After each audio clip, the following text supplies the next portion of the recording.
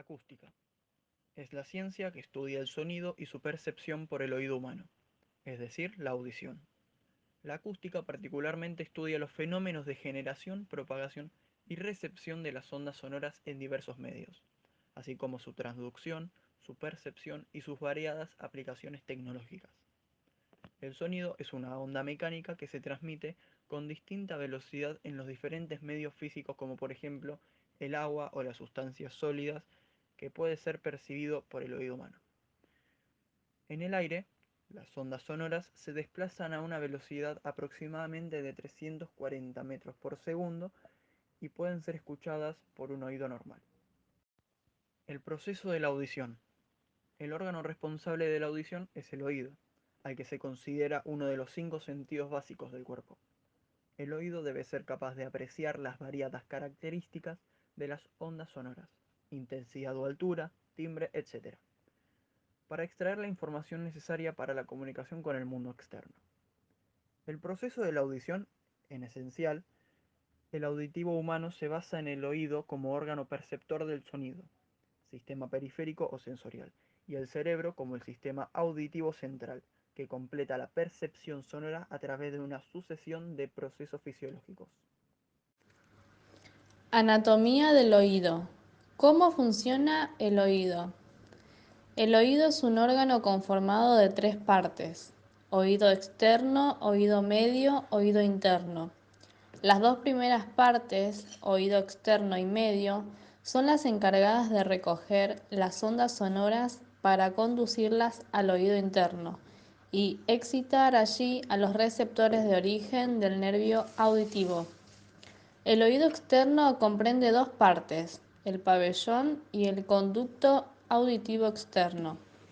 Por su parte, el oído medio está formado por un conjunto de cavidades llenas de aire, en las que se considera tres importantes porciones: la caja del tímpano, conformada por tres huesecillos: martillo, yunque, estribo; la trompa de Eustaquio, íntimamente relacionada con las vías aéreas superiores, rinofaringe. El oído interno también tiene su complejidad y está compuesto por el laberinto óseo y membranoso. De este último nacen las vías nerviosas acústicas y vestibulares. Las cavidades del laberinto están llenas de líquido endótico, endolinfa y perilinfa, que al movilizar las distintas membranas estimulan las células ciliadas internas y externas. ¿Cómo funciona? La forma en que el sonido estimula el oído humano y envía a los centros de la audición la sensación sonora cuenta de dos partes. 1. La transmisión mecánica del impulso sonoro. 2. La percepción propiamente dicha que tiene lugar en el oído interno. Aparato de conducción o transmisión de la onda sonora. El oído externo no reviste demasiada importancia en el hombre, ya que se ha comprobado mediante estudios que el pabellón auricular aumenta solamente la audición en una mínima parte. Los músculos que aquí intervienen están atrofiados y la oreja se encuentra pegada a la cabeza e inmóvil, completamente contrario a lo que ocurre en algunos animales como los ciervos, caballos, felinos, entre otros, porque ellos sí tienen un buen desarrollo de la concha auricular, y los músculos auriculares tienen la movilidad necesaria para desplazarse a voluntad.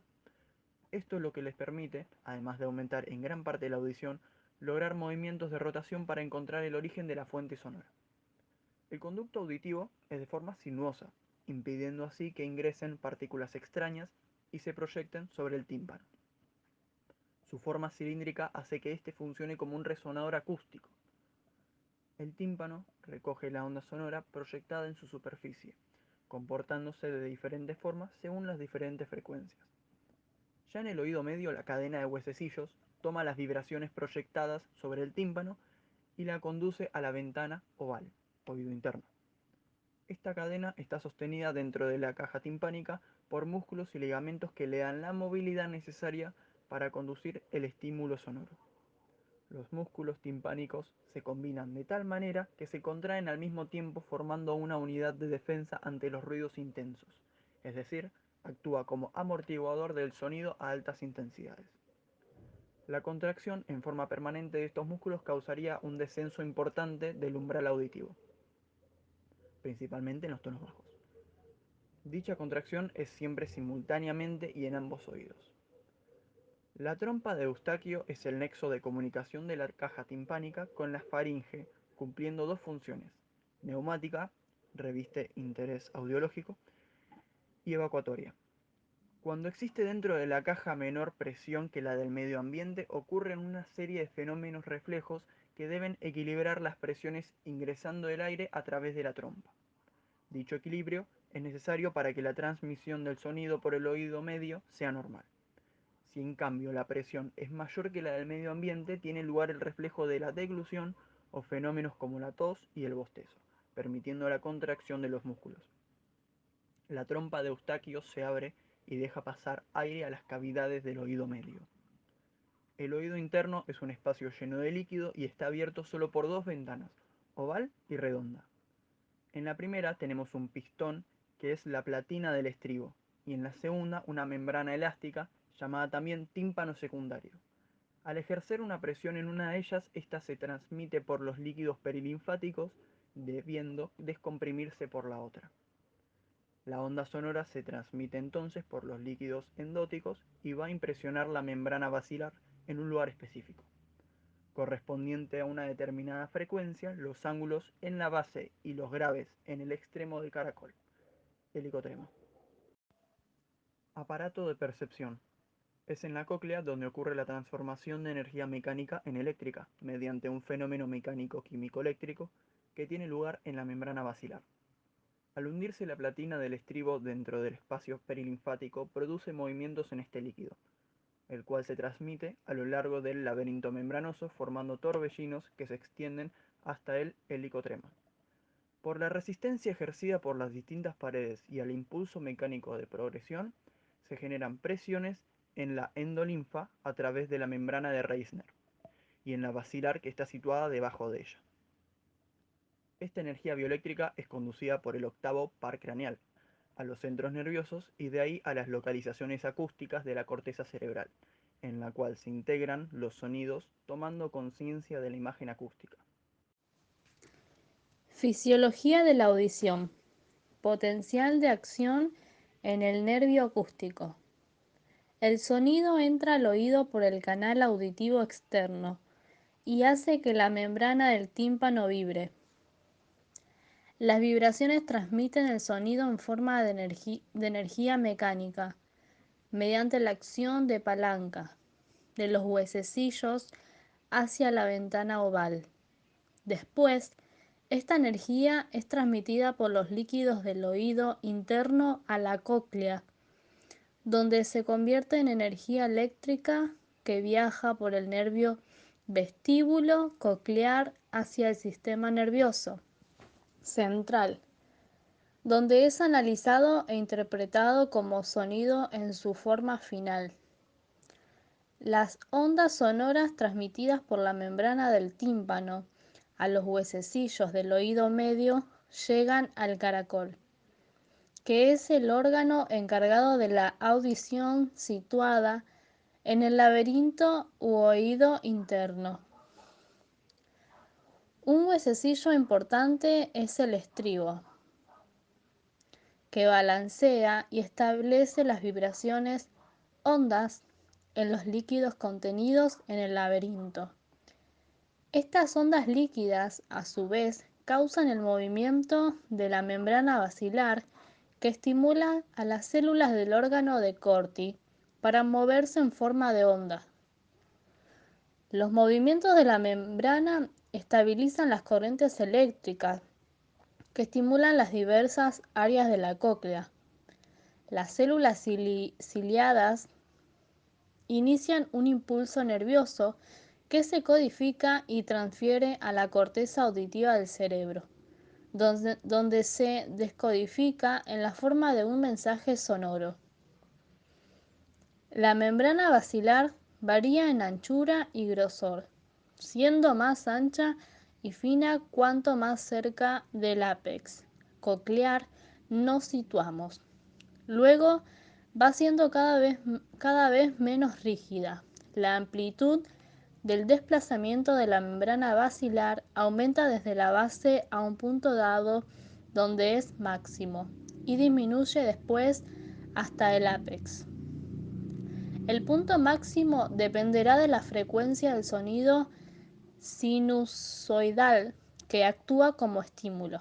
Por otra parte, la membrana basilar y la membrana tectoria se mueven en respuesta a la onda viajera de forma diferente.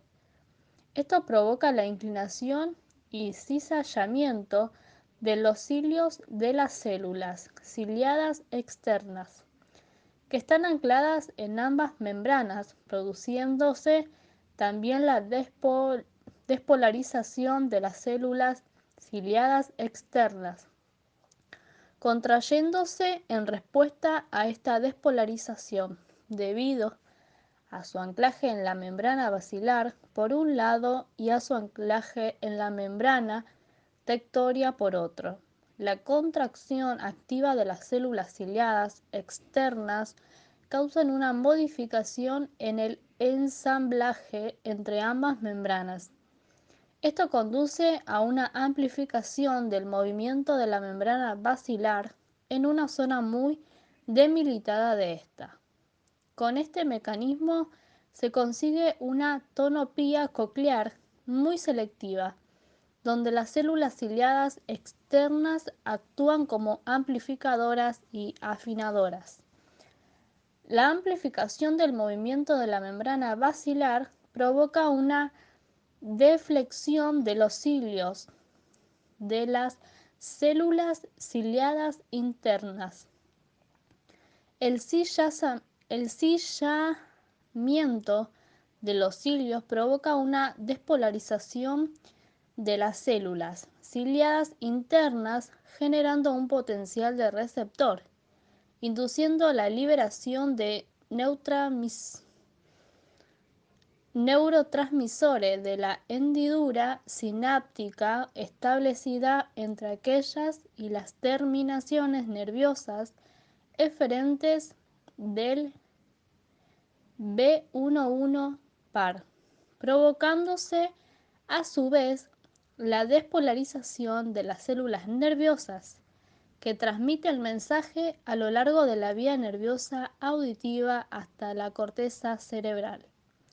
La vía auditiva comienza en el ganglio espiral de la cóclea, donde se encuentran las protoneuronas o neuronas sensoriales primarias.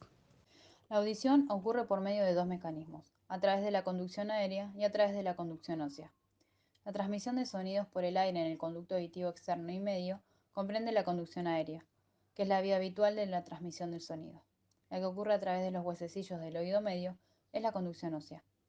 En personas con audición normal, la conducción aérea es la más eficaz.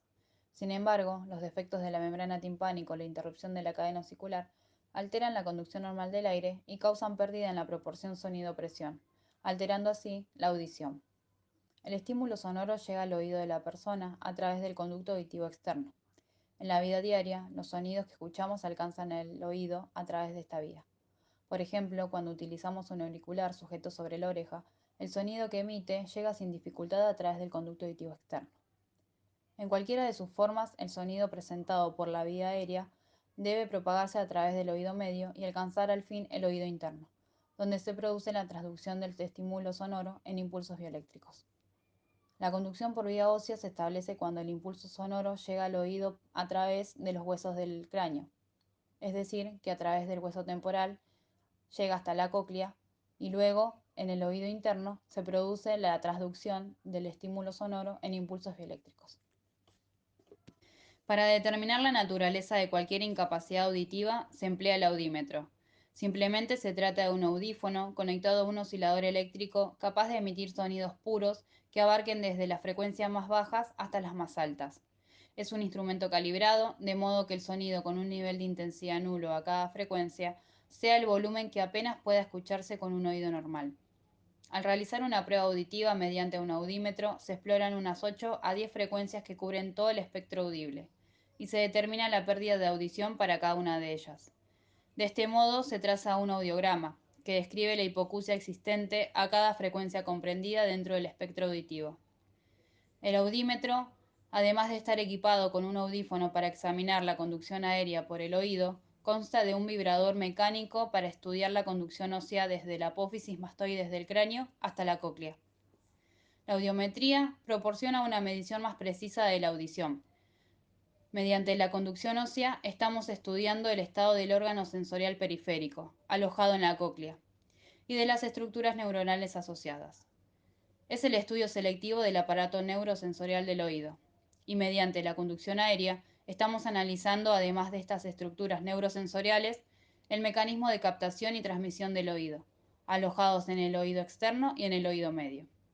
De este modo, y comparando las respuestas obtenidas mediante la conducción aérea y la conducción ósea, podemos conocer el estado funcional del oído externo y del oído medio, y también del estado del aparato neurosensorial auditivo por otro lado. En 1842, Johann Christian Doppler describió el siguiente fenómeno.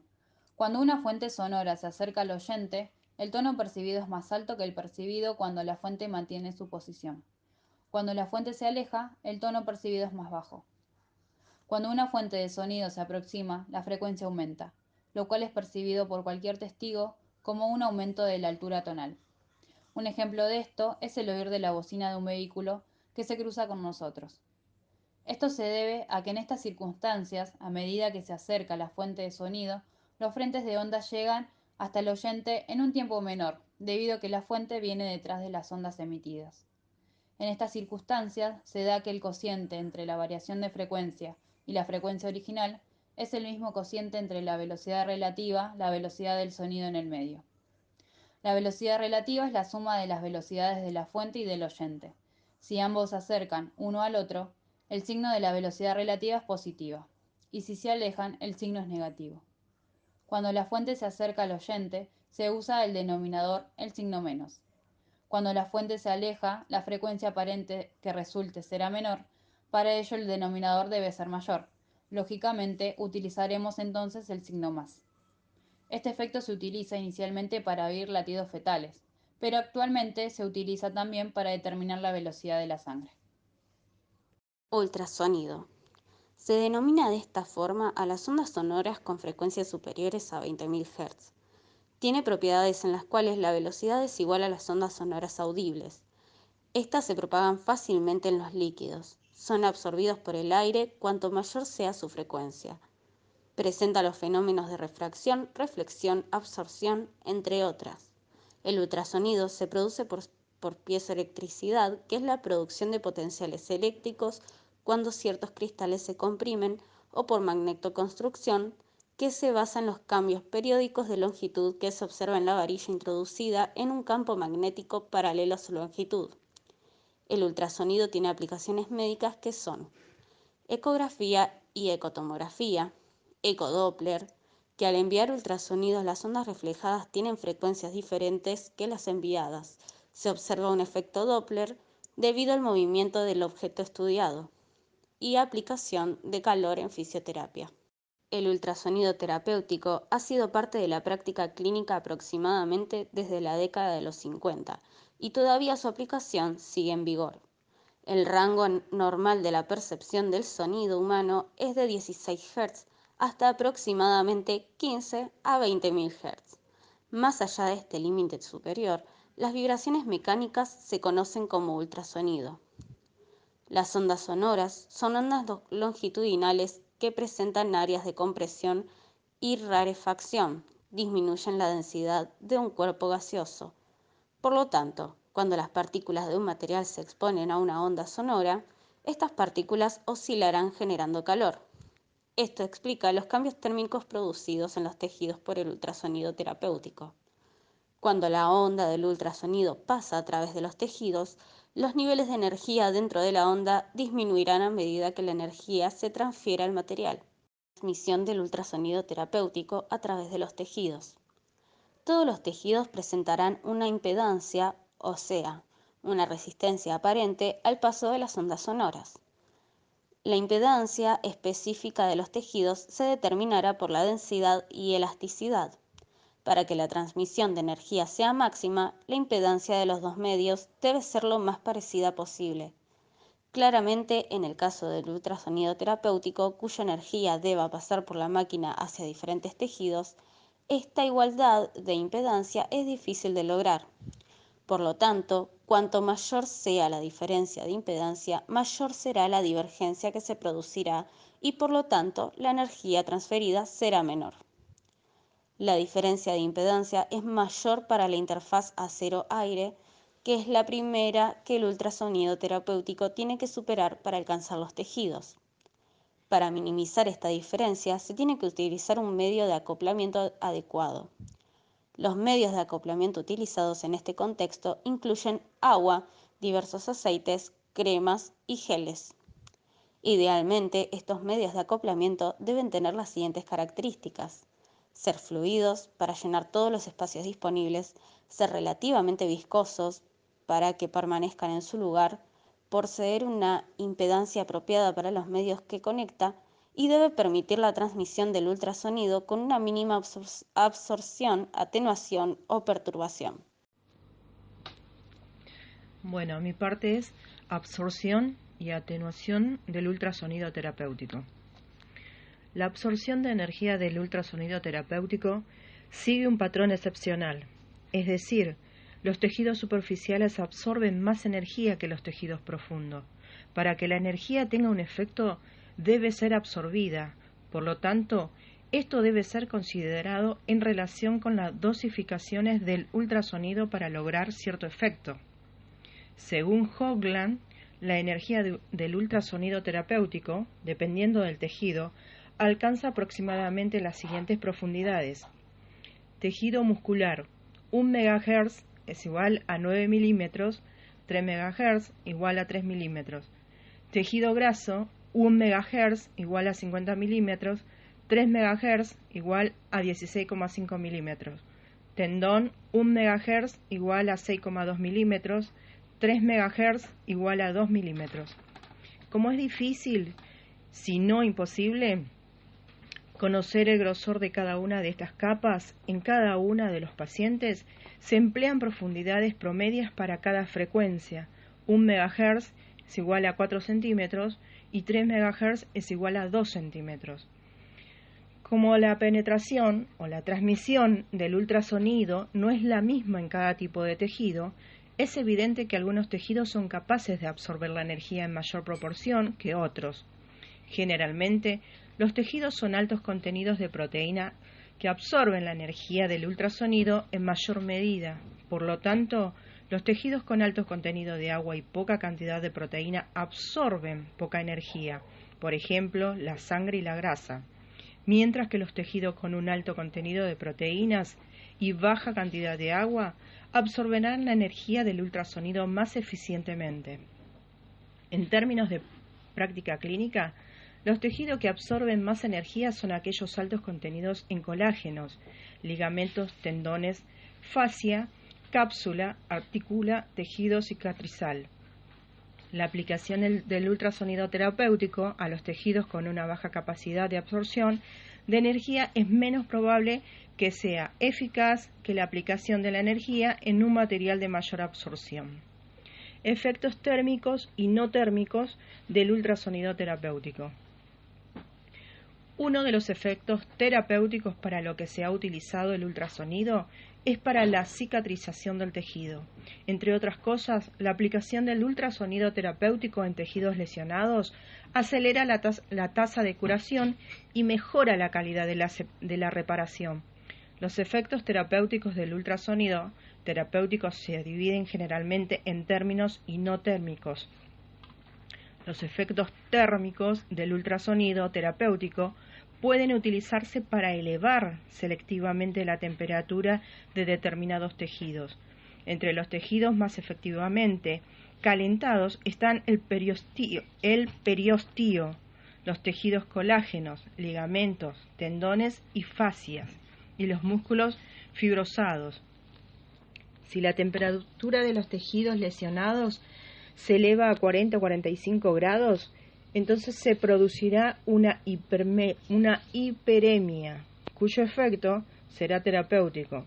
Además, se piensa que la temperatura en este rango ayuda a iniciar la resolución de estos inflamatorios crónicos. Efectos no térmicos del ultrasonido terapéutico. Los efectos no térmicos del ultrasonido terapéutico se atribuye principalmente a una combinación de los efectos de la cavitación y de la transmisión acústica. La cavitación, en su sentido más simple, se refiere a la formación de burbujas llenas de gas dentro de los tejidos y fluidos corporales. Hay dos tipos de cavitaciones, estables e inestables, que tienen efectos muy diferentes. La cavitación estable es la formación y crecimiento de las burbujas por acumulación de gas disuelto en el medio. Parece ocurrir a dosis terapéuticas del ultrasonido. La cavitación inestable es la formación de burbuja en el momento de menor presión del ciclo del ultrasonido. Por lo tanto, estas burbujas colapsan muy rápidamente, liberando una gran cantidad de energía que es perjudicial para los tejidos. En la actualidad no hay evidencia que sugiera que este fenómeno se produce a nivel terapéutico, si se utiliza una buena técnica. La transmisión acústica se describe como un remolino a pequeña escala de fluidos cerca de una estructura vibrante, tal como la superficie de una burbuja de gas, de cavitación y estable y membranas celulares. Se sabe que este fenómeno afecta a la velocidad de difusión y la permeabilidad de las membranas celulares. La permeabilidad de los iones de sodio se altera dando lugar a cambios en el potencial de las membranas celulares. El transporte de iones de calcio se modifica, lo que a su vez conduce a una alteración en los mecanismos de control enzimático de diversos procesos metabólicos, especialmente a la síntesis de proteínas y secreciones celulares. El resultado combinado de estos efectos es que la membrana celular se excita, aumentando así los niveles de actividad de las células enteras. La energía del ultrasonido terapéutico actúa como un desencadenante en este proceso, pero el aumento de la actividad celular la que es un efecto responsable de los beneficios terapéuticos de la modalidad no termina del ultrasonido. Aplicación de ultrasonido terapéutico en relación con la reparación de tejidos. El proceso de reparación tisular es una cascada compleja de eventos mediados químicamente que conduce a la producción de tejido cicatricial, material eficaz para restaurar la continuidad del tejido dañado. Las diversas fases de la reparación tisular puede ser dividida en sangrado, inflamación, proliferación y remodelación. Sin embargo, esta división es casi arbitraria en el sentido de que desde una perspectiva de la anatomía y fisiología tisular, estos eventos ocurren de manera continua. Fin. Fase de inflamación. Durante la fase inflamatoria, el ultrasonido terapéutico tiene un efecto estimulante sobre los mastocitos, plaquetas, macrófagos y glóbulos blancos, con fusiones fagocíticas. Por ejemplo, en esta fase, la aplicación de ultrasonido induce la desgranulación de los mastocitos, provocando la liberación de ácido araquidónico, que en sí mismo es un precursor para la síntesis de prostaglandinas y leucotriena, que actúan como mediadores inflamatorios. Al incrementar la actividad de estas células, la influencia global del ultrasonido terapéutico es ciertamente proinflamatorio en lugar de antiinflamatorio. Sin embargo, el beneficio de este modo de acción no es aumentar la respuesta inflamatoria como tal, aunque si se aplica con una intensidad demasiado alta, en esta etapa es posible el resultado, sino más bien actuar como optimizador inflamatorio, ya que la respuesta inflamatoria es esencial para la reparación eficaz del tejido y cuanto más eficientemente pueda completarse en este proceso, más eficientemente el tejido puede progresar a la siguiente fase de proliferación. En la fase de proliferación, podemos decir, es donde se produce la cicatrización del tejido. El ultrasonido terapéutico también tiene un efecto estimulante celular en los fibroblastos, en las células endoteliales y los miofibroblastos. Estas células están normalmente activas durante la producción de cicatrices. Por lo tanto, el ultrasonido no cambia de fase, pero maximiza su eficacia produciendo el tejido cicatrizal, requerido de una manera óptima.